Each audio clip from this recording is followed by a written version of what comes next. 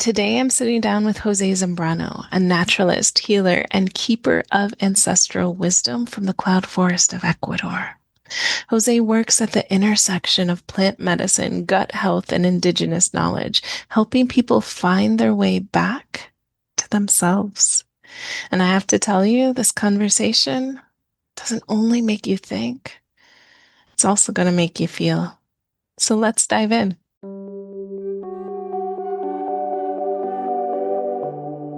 Welcome to Healing Starts Here with Mary Greensmith and Dee Nicole. We believe that healing is bigger than any one modality, technique, or philosophy. It begins with curiosity. It begins with connection. It begins with a willingness to explore what is possible.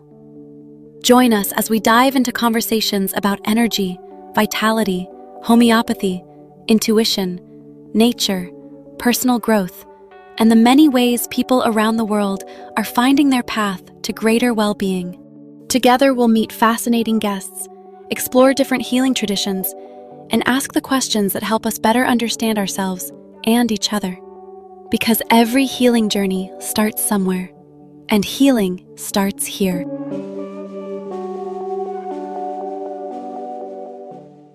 Hey, as we mentioned, we are here with Jose Zembrano. Jose, we know each other, but our listeners do not. I know you as a keeper of sweat lodges and someone whose connection to plant medicines is incredibly strong. Do you want to just give us a little background about you and your work in the realm of healing? Hi, thank you, Dee. Yes, well, first, I'm so glad to be here. So glad to open this space. To me, everything that has to do with raising and elevating awareness about health and consciousness is right up my alley. And I think my journey began when I was a teenager, and I started exploring with all sorts of things, and I got really, really sick. And that experience when I was 15 years old took me to the hospital, into a diagnosis that was never accurate for anything, but I was treated as lupus, tuberculosis, rheumatic fever, all sorts of things, all the tests you can imagine. And they gave me all sorts of drugs and treatments. But in the end, nothing ever came up positive, which made me question the what we say the mainstream medical system, and also as my life went on, I started falling into deep depressions, addictions, and almost positive that the cause of all that was that mistreatment that I received when I was younger. So that led me to explore the plants. I became a naturalist guide in the jungle. I started traveling into jungles, mountains. I'm from Ecuador, by the way, South American country. And we have all the ecosystems here, and we have very live cultures next to us, very close to us. So I was very fortunate, very privileged to be able to have connection with these tribes, with these elders, who I saw them as the happiest and healthiest people I've ever met. So that really made me dive deeper into what are they doing that we're doing differently, you know? And it led me to become an environmental manager and started, well, basically doing conservation through ecotourism. That was my main focus on my career.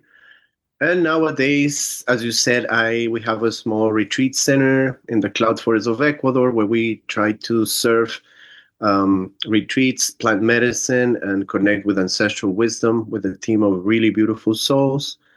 And I also started a small business of how do I get all that knowledge into the cities, and I started doing fermentation, targeting gut health, and just bringing all this knowledge, all these things into the cities. So That's a little bit of my background. Yeah, Um, that's an amazing summary. And I think a really good segue into our topic today, because we actually picked a topic, into our topic today of when symptoms keep coming back over and over again. But for you, it was whatever this illness, can I call it that? Whatever this was that was happening for you when you were 15, kind of shaped your whole life, huh? yeah, it absolutely shaped my whole life, and I think is because of the treatment that I received, and the drugs that I was given. It pretty much destroyed my liver. I got Mm, hepatitis C right away, and then it just the mental imbalances started to come right after that. So yeah. So uh, let's, even though it saved my life, but they also put me on a path of kind of like survival. And whereas I was giving all sorts of antidepressants, I was locked into psychiatric clinics.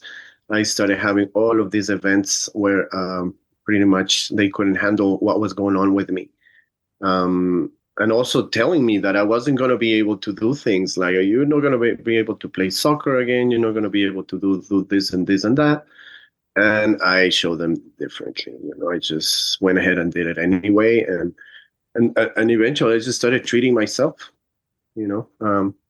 Um, So for you, because if we step back, not only were symptoms coming back, but because of this medicine, they took a whole new development. Is that fair to say? yeah, yeah, Yeah. absolutely. It started to we started trying with all the drugs, with all the psychiatric drugs to try to keep me and balance me and to be happy, to feel good. Mm. Um, and it was just drug after drug, and nothing really will bring me back to balance. No one ever mentioned diet back then. I'm thinking about the mid 90s, right? Yeah. Nobody ever mentioned that there's a connection between gut health and mental health, you know?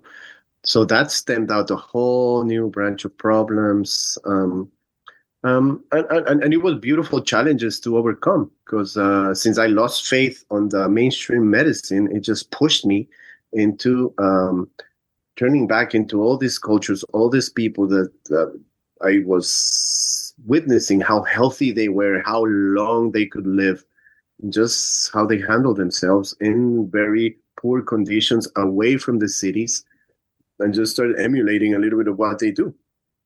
Hence, Yeah. now I live in the jungle. So away from the cities is a big part of it, huh? Can we talk about the importance of our connection to earth in relationship to health? Yeah, I mean, more than anything, I mean, just think about it that we know there's all sorts of offers right now. People want to come to retreats, drink the ayahuasca, drink the wachuma, experience all these things, and they send you a list of things you should not eat, right? They ask you to quit sugar, alcohol, processed foods, meats, and all of these things. And what they're only saying is go back to the original diet. You know, diet. There wasn't any sugar before in the tribes. There wasn't any alcohol. There wasn't any of this processed stuff that now they have it. But before, that was how they will keep themselves healthy. And also purging. Purging was extremely important for all of these cultures to constantly be purging yourself. We interact all the time with microorganisms, and kind of like Western society has made us germophobes, Hmm. sterilize everything. And I remember my mother just making me wash my hands, don't walk barefoot, like always trying to avoid direct contact with earth, with microorganisms, with the microbiome that is part of us. And that also weakens our immunity. Where I'm seeing kids in the jungle eating dirt, rolling around with the animals, and they're perfectly healthy, you know. Yeah. Obviously, now they have adopted some Western ways, some city ways. Now their teeth are really bad because the introduction of Coca-Colas and sugars. So there's a new set of challenges for them. you know. So it's interesting how it's going both ways. Like they're trying to become like us, and we are trying to become like them, in a way of like crossing knowledges. So I think I'm right there in the middle right now. I think I'm kind of like a bridge, and I really like to share these things with people, Yeah. and me myself, the living example that all those connections are possible, and how to integrate all the different knowledges, because I also see that there's a lot of really good things that come from Western medicine, and all the new modalities of therapies that we didn't have before. Yeah. And so it's possible that true health does actually lie in that middle that you're talking about, in the coming together of information, that it's still possible. It's really important because on this particular podcast, what we like to talk about is thinking about health in a different way, conversations that will help you see your health differently. Yeah. So you were saying that people contact you about plant medicines all the time. Can you just tell us a little bit about what the healing process you lead people through, or walk next to people through, or what that looks like? Why are people reaching out? And then what actually happens? Well, it always, I've never been like super on advertising or any of them. This is the first time I go on a podcast. We are so honored. I am so honored, the but yeah, how it usually begins is with a simple conversation of what's up, what's happening, what are you feeling, like what's the problem, what do you want to fix, and since the pandemic, I started doing a little bit of online coaching, especially for kids that wanted to get out of addictions. Okay. Mm, And started working with microdosing protocols, kind of like preparing them for a macro dose of any sort of plant medicine, or back then we were using psilocybin and also microdoses of ayahuasca. I mean, I have a lot of experience with all of these medicines. But I have the context of the culture because I know where it grows. I know how the people there live. So a lot of my work is just trying to switch people's perspective into why are we so different than these people that live in the jungle where this medicine grows, and how we can find a middle ground where to meet in a way that it's not comfortable. I'm not seeking people to get comfortable in anything. I think that you have to shake them off their comfort zone for them to really change their perspective. So I usually challenge people through an interview, and I ask them, okay, why are you doing certain things? And I do a little bit of background check. I mean, I think there's a lot of sometimes energy and focus put on the past. Well, what happened to you in the childhood, and what's the root, and trying to go really, really deep. But I have come to the conclusion that it's much more simpler than that. It's just about adopting healthy habits of people that already know that know how to do it, and also to find your real purpose of what you really want to do for yourself. I think it's extremely important that you find your passion, that you find your purpose. And if your passion matches your purpose, then you're always having fun. You're always in service. So a lot of my coaching goes to that. Goes to you are born, and the fact that you exist means that you have something to give. Somebody needs what you have to give, and someone out there is looking for that. Why deny the world of that thing? So a lot of the work is trying to help people get out of their own way so they can find that thing and what aligns you to that, you know and the first thing is to have a clear mind. I mean, you cannot have a clear intuition, a clear knowledge of what you know, if you are polluted and you're contaminated and you're full of toxins, which later on translate to all the diseases that we live. I mean, that since the invention of modern medicine, nobody's healthy anymore. yeah. That becomes such a business that before there wasn't the need of having a pharmacy every block, and because the pharmacy was the forest. So to me, it's trying to set an example for the people that come that meet me, to see that there is another way of living. There is a way of honoring all web of life, that humans can thrive without destroying everyone else around them, and that we have been given the Garden of Eden to take care of. And it's really a matter of a shift of perspective, and you can be on a whole different track. Mhm. I am so with you on the idea that it's actually really simple. We make it so complicated as human beings because, well, we are that creative and we can. But it is actually really simple. And there are times where we digging through the past can be useful, but also one of my favorite teachers used to say to us all the time, you don't have to look through the garbage in order to take out the trash. Like, if you're done with that, you can just be done with that and shift into something new, shift into a different gear. And a lot of times I think that when people go back and they're like, "Oh, I have to dig into my past. I have to get to that first incident where that started whatever this symptom I'm feeling, be it, stomach aches or a mental thing. I have to get there and I have to know what it is in order for it to heal." And a lot of times I find when people keep going back and looking for that, that they keep themselves in that pattern. They keep themselves in the symptom. Do you think that's true as well?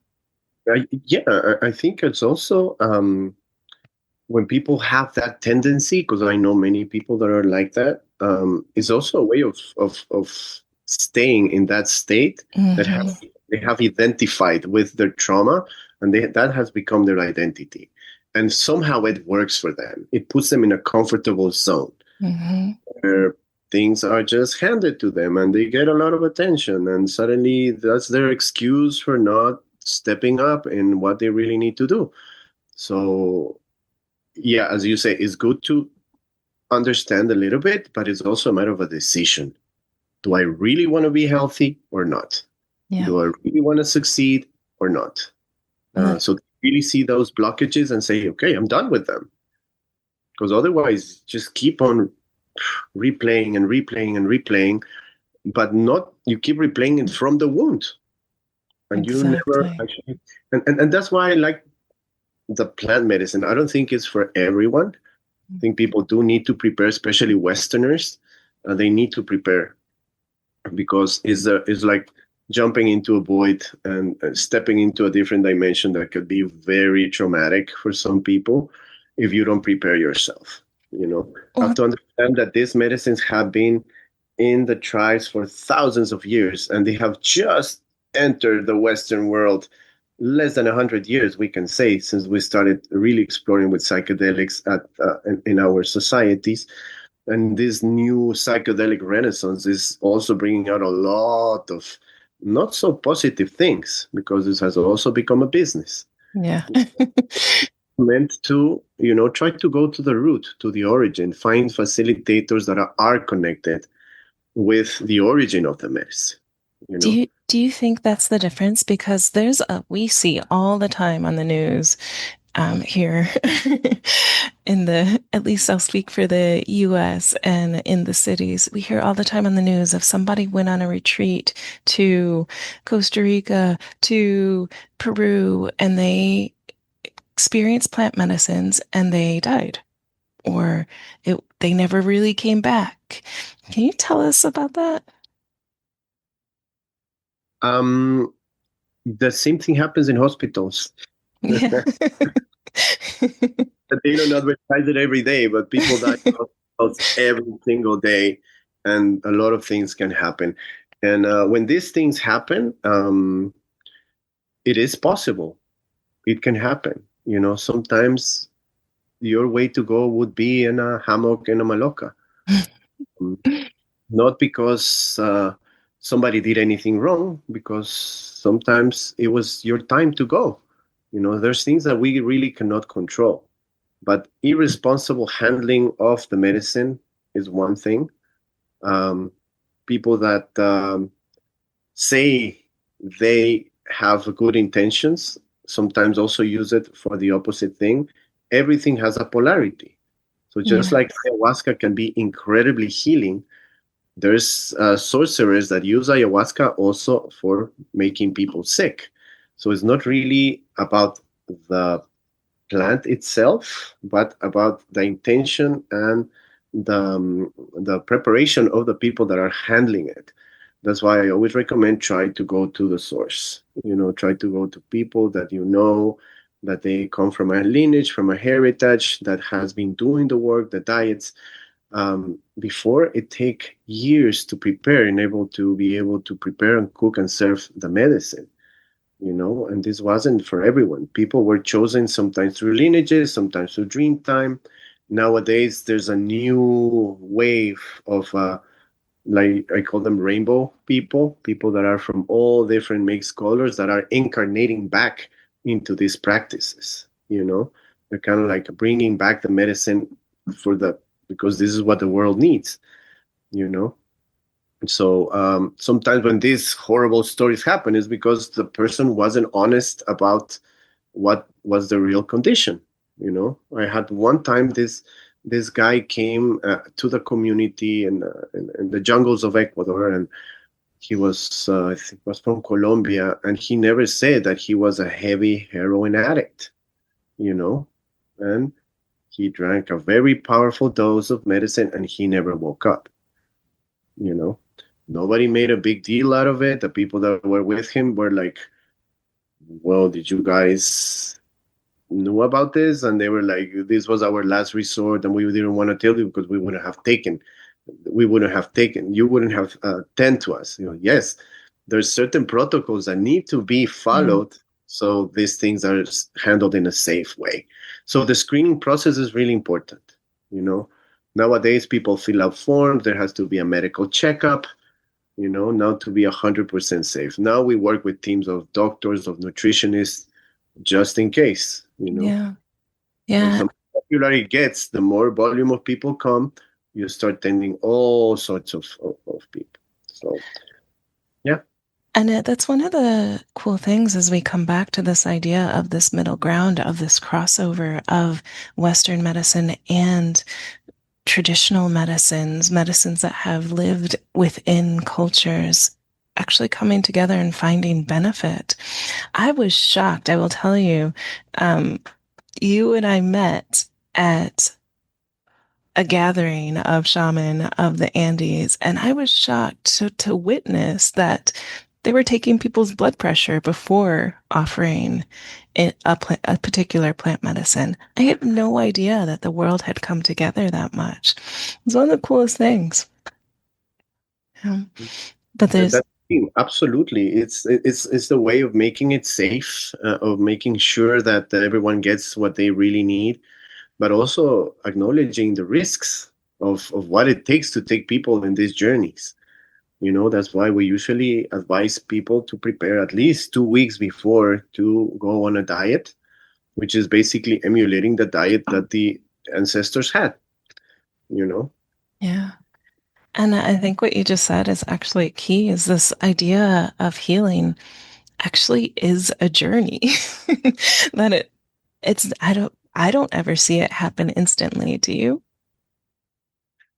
Um, There I can think, be a big I think shift, but the true big, healing, big shifts and breakthroughs, but if they're not well rooted and well seated, they won't last, and symptoms will come back up. I yeah. think that the it has to be addressed holistically, and it has to be addressed as organically and naturally as possible. For some things, antibiotics and chemical drugs are excellent, and but there's always the alternative. I mean, who started calling them alternative when it was the original one, right? Exactly. And I guess we know who created all that, and what happened there. But the good news is that they're still available, still out there. We still have generations of elders, of people that are knowers, that are seekers, that are still there's still some currents of people, that are learning the old ways and trying to maintain them. Because for what's coming for humanity is going to be, the transhumanist agenda and all of these things that AI is just poof, now you have all the knowledge at your fingertips, and it's very overwhelming. So you have to be very connected with your intuition to discern what is true and what is not, and what is good for you and what is not. So a deep understanding of how your own body works, that's what we should be learning in school. This is Yeah. what they should be teaching in school. That's why my kid doesn't go to a normal school. He goes to an alternative school, but he also has a lot of contact with indigenous people, tribes, and what are they doing, what are they eating. So I think a lot of the challenges now is to keep our generations, with their intuition sharp enough so they can navigate through Yeah. this madness that we're going through right now. Yeah. It's really to be able to listen to yourself inside. And when you see that, I don't know, it's a crazy, like more than 90% of the food served are packed with sugar, which is a super addictive legal substance. And one of the main targets of that thing is to plug your intuition, your pineal gland. Obviously, then people are going to start eating all sorts of poison and thinking that is good for them. So it's important to know how to feel your body, how your body feels every time you ingest something. But for this, you need to be clear enough to discern. So to me, it's always first is cleanliness through purging, and then good nourishment. If you can, these two things you can get down, I think you can live a pretty healthy life. And yeah, and move out of the cities. Move out of the cities. Cities are probably right for some folks, Countryside, but a lot of countryside that needs people to attend to. So yeah. One of the really important things that I think you just said was this idea of being able to listen to yourself, of understanding, because when we get into that space where we're talking to a large audience who has different mindsets, but we all understand the idea of a symptom, right? But in that space of what if the symptom is telling me something? What if this is my body giving me a signal of something that's not quite sitting right in my world? And how do we listen to that? And I think this idea that you're bringing up of being able to hear yourself, being able to connect to your intuition, to be able to sense what's true, to know what's going on in your body is one of the keys that a lot of us are missing, mhm, as absolutely. opposed, as opposed, And I think a lot this in women, a lot of this in women, especially since the creation of birth control pills and a disruption of your hormones. This you cannot have a clear intuition and a clear mind if your hormones are disrupted. And it became such a mainstream thing to deny your own cycles. And imagine if women are supposed to be leading this, through your intuition, we should be protecting you and kind of like following your intuition, but the intuition is all off. So the whole society goes off.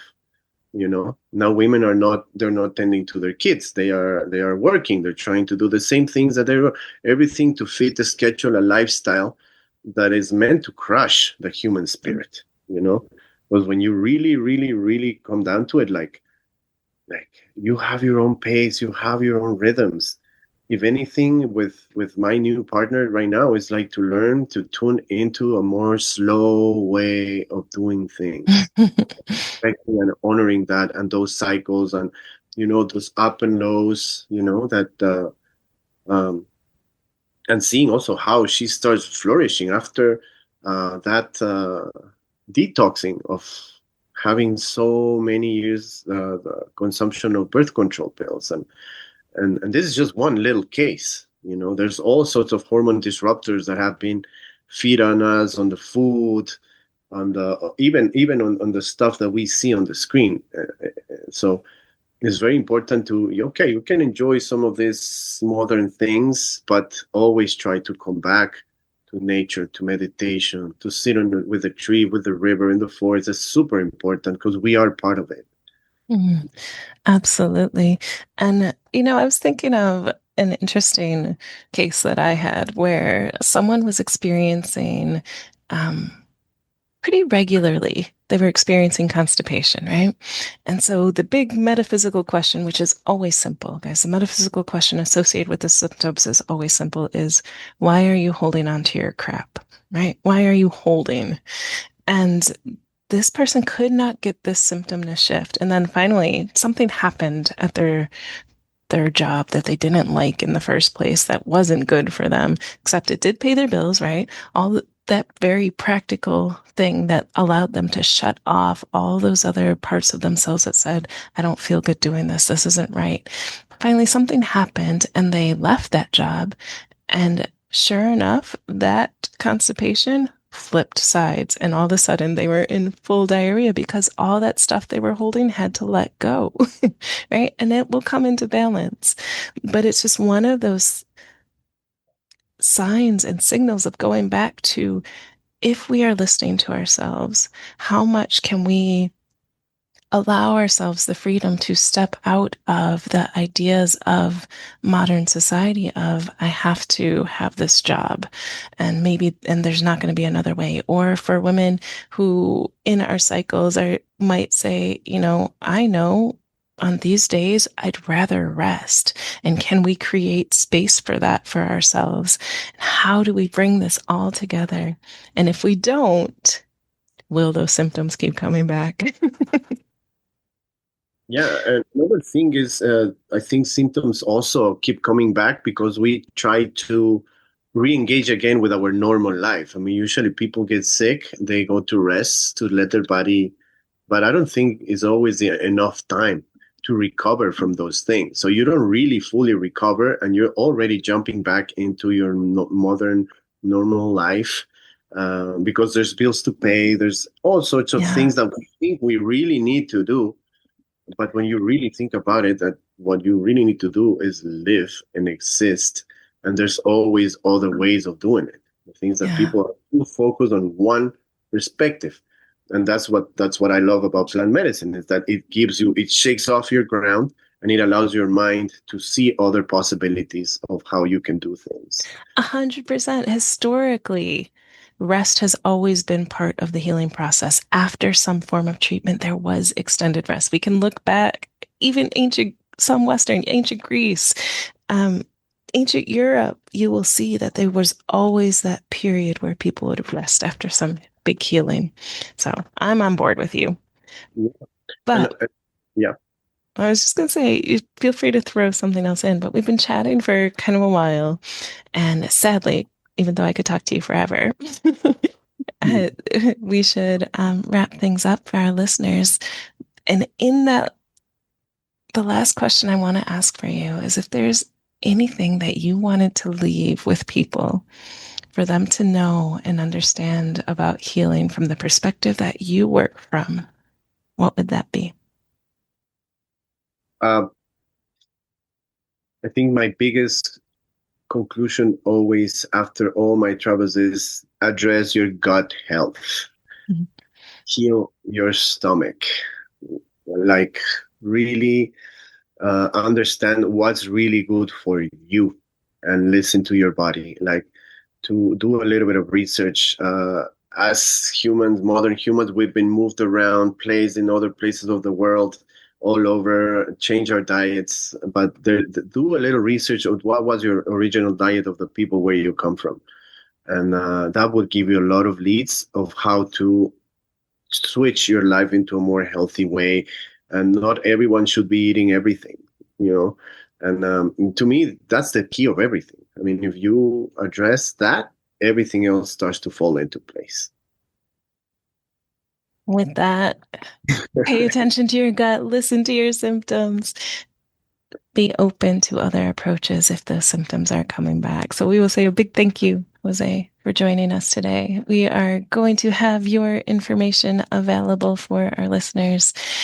And until then, guys, we will say healing starts here. And that's a wrap on today's conversation with Jose Zembrano. I don't know about you, but I will be sitting with some of the ideas that came out of this conversation for quite a bit of time to come. The idea that healing isn't a moment, that it's a journey. that our gut, our environment, our connection to nature, and even the pace at which we live are all part of the picture.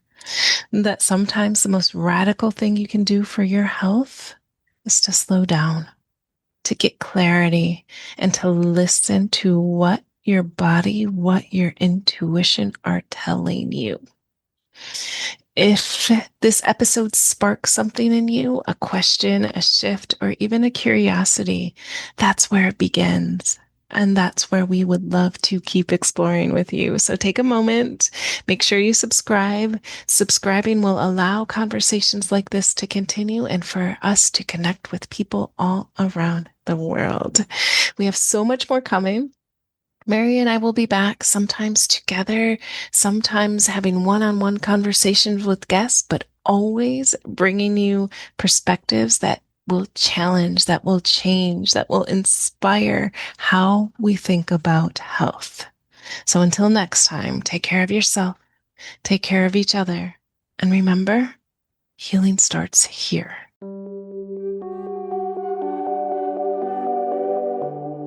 Thank you for joining us for this episode of Healing Starts Here. Our hope is that each conversation leaves you with a new insight, a fresh perspective, or a gentle reminder that healing can take many forms. If this episode resonated with you, we'd love for you to subscribe, share it with a friend, and join us again for future conversations. Take good care of yourself, trust the wisdom within, and remember that healing is always unfolding. We'll see you next time. Because healing starts here.